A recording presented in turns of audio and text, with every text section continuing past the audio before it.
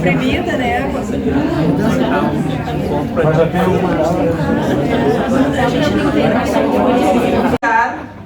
Os governantes a reduzir os gastos de dinheiro público com projetos cinematográficos.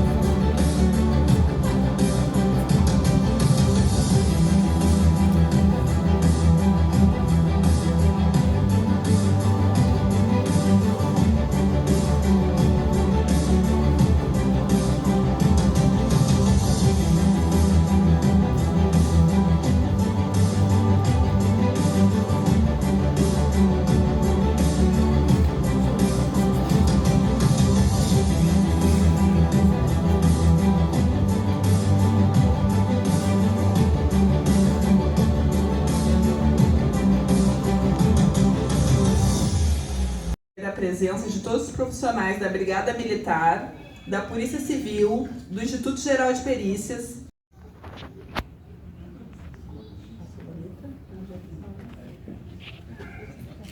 Chamamos também a presidente do IARGS, senhora Sulamita dos Santos Cabral.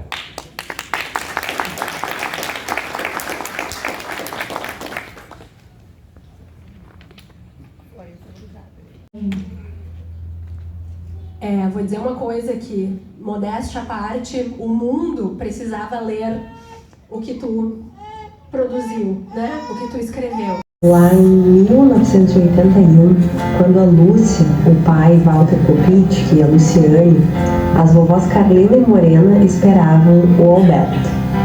Depois vieram o Rafa, a Sofia e aumentaram a família. E por fim, o pai, Abraão Vinogron e a Dana. Desde jovem, o Alberto queria mudar o mundo.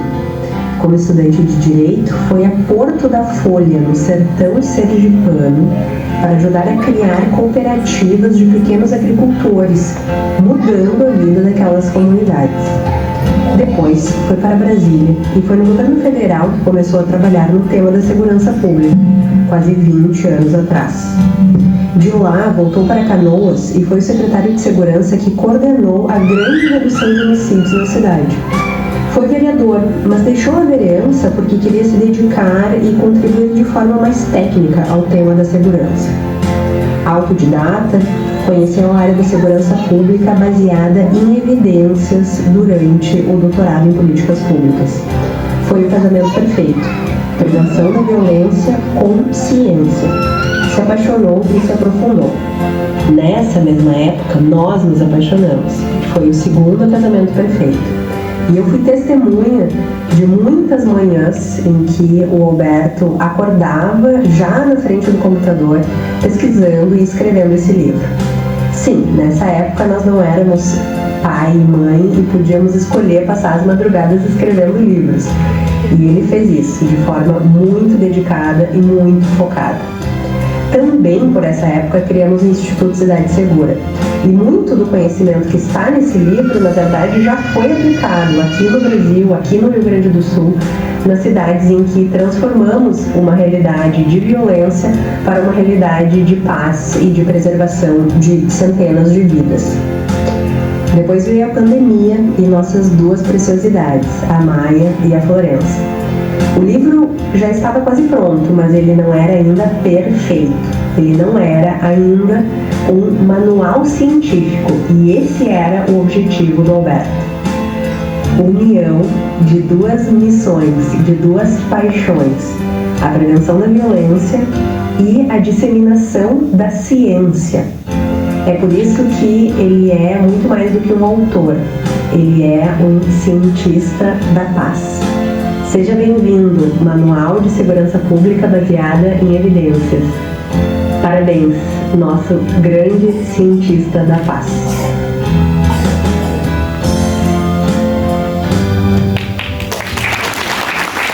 Está de coração aqui conosco. Eu queria dizer para vocês que o Beto não começou a escrever esse livro. Vivendo hoje aqui, isso é uma coisa que a gente vai ver no futuro, né, nos próximos anos, mas a impressão que eu tenho, a sensação que eu tenho, é que o lançamento do livro do Alberto pode constituir na história da segurança pública brasileira um marco fundamental. Ou seja, nós estamos diante de um lançamento que tem, no meu ponto de vista, uma dimensão histórica. Pela razão básica. Boa tarde a todos e todas. É um prazer estar aqui nesse momento, né? Parece incrível estar ali, né, Alberto? Se materializou. Eu olho para o Alberto e não consigo deixar de pensar numa imensa planilha Excel que ele me mandava, coisas com os estudos e tal, né? Aí no meio de tudo isso nasceram as meninas e tal, toda essa função. Eu quero dizer que, para mim, é uma junção extremamente profícua, né? Alguém que está acostumado com a prática dioturna, né? Na área da política, e juntou essa experiência com a área acadêmica, que foi o que o Alberto fez quando nos procurou na URGS para fazer o doutorado conosco. Originalmente eu não era orientadora, mas aí a gente acabou se encontrando, né, Alberto? E ele me convidou para orientar o trabalho, né? Que foi um trabalho muito dele, assim, a cara dele, né? Eu estava ali só para dar algumas orientações, né? E o Alberto sempre naquele seu estilo, né? Que não é muito, assim, o estilo convencional de trabalhar, né, Alberto? De vez em quando dava um pouquinho de trabalho isso, mas as pessoas inteligentes são sempre assim, inquietas, né? E agora, com esse título, né, de cientista da paz, eu não posso me furtar de dizer uma ideia que me ocorreu. Eu estive há 2 meses visitando o Museu do Nobel, tanto da ciência quanto da paz. Nós vamos ter que ter um outro, não é? Que seria o Nobel do Cientista da Paz. E eu já fiquei imaginando, né, nós lá, sei lá onde, na Escandinávia, algum lugar, um museu onde o Alberto receberia esse prêmio. Então, só para tornar um pouco mais light à tarde, né, a parte acadêmica eu não vou falar aqui porque eu falo toda semana. Alberto, parabéns, é um orgulho ver um aluno como você, né, empenhado, dedicado. Na verdade, não dá trabalho nenhum, né, porque ele é super autônomo. E fico muito feliz de ver, então, esse teu terceiro filho, no caso aqui, eu até brinquei quando mandei a mensagem para ele, é extensivo à família, que essa família é sempre a base de tudo, né? E desejo, então, para o Alberto muitas outras produções, porque eu sei do trabalho... Queria quebrar também o protocolo, né? Chamar o Anderson aqui. E o Anderson, Rafael, por favor. Eu sou egresso do sistema penitenciário e, de certa forma, eu faço parte de alguma parte do teu livro ali. Te agradecer o convite por poder estar aqui e chamar o Anderson, porque é um rapaz que trabalha hoje comigo, né? Hoje eu trabalho dando palestras dentro de presídios, em escolas, enfim, dentro de comunidades. Porque eu vim de uma comunidade pobre da Zona Sul de Porto Alegre. Eu vivo, desde quando eu nasci, todos os tipos de violência que vocês possam imaginar, né? Eu sou filho de mãe solo, uma mulher negra, empregada doméstica, e desde muito cedo, desde os meus 8 anos de idade, eu tinha que ficar em casa sozinho enquanto a minha mãe saía para trabalhar, e eu ficava à mercê de toda aquela violência que no início eu tratava como uma coisa muito distante de mim.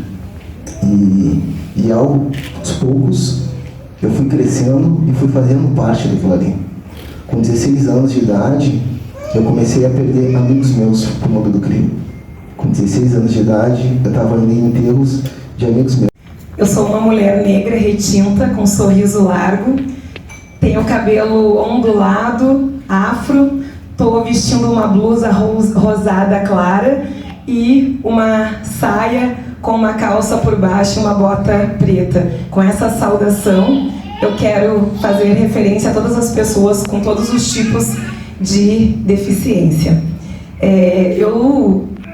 A gente, como sendo do movimento social, a gente está sempre muito acostumado a falar, mas confesso que eu acabo ficando Estou um pouco nervosa porque eu não estava pronta psicologicamente para falar, me pegaram de surpresa, mas acho que nós que nos colocamos para uma luta social que visa os direitos humanos, nós temos que estar sempre preparada. E nós aqui temos muitas histórias, né? Uma história, de repente, ela pode ser um pouco mais diferente por um outro viés do que o do Rodrigo, e eu não costumo contar muito as minhas histórias, porque eu sempre me coloco na condição de estar num processo de empoderamento. Seria jovens e mulheres negras vítimas de violência. Mais de 1,5 milhão desses jovens, né, nós perdemos. E eu acho que isso eu não poderia passar minha vida inquietar profundamente com isso. Né? Eu acho que esse é o grande tema da democracia do Brasil. Eu já achava isso há muito tempo.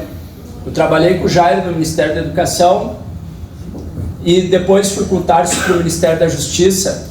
E eu percebi um grande vazio, não no PT, não na esquerda, mas no campo democrático do Brasil sobre o que fazer com essa tragédia chamada violência.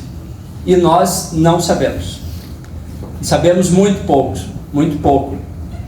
E eu percebi que esse assunto, enfim, por todas as consequências, mas porque sempre quem mais sofre com ele são aqueles, né, e a gente regredindo para o obscurantismo.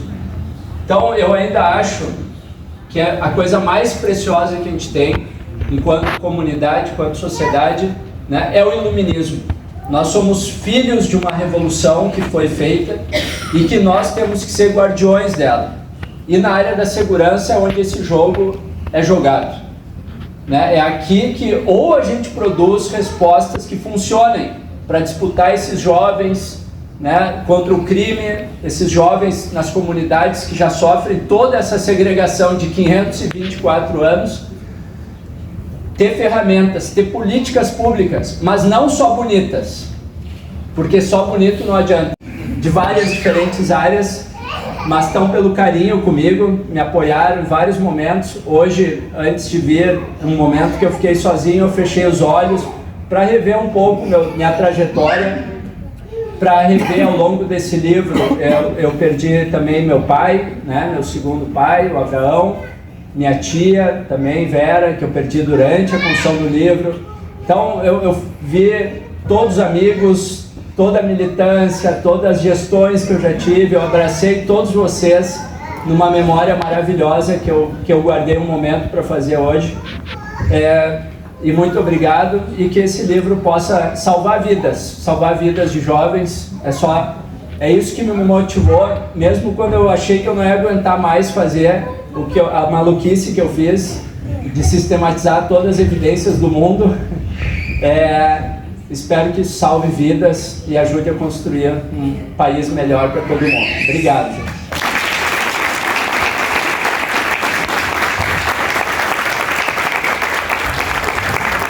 Então, encerrada a nossa... Ô, rapaz!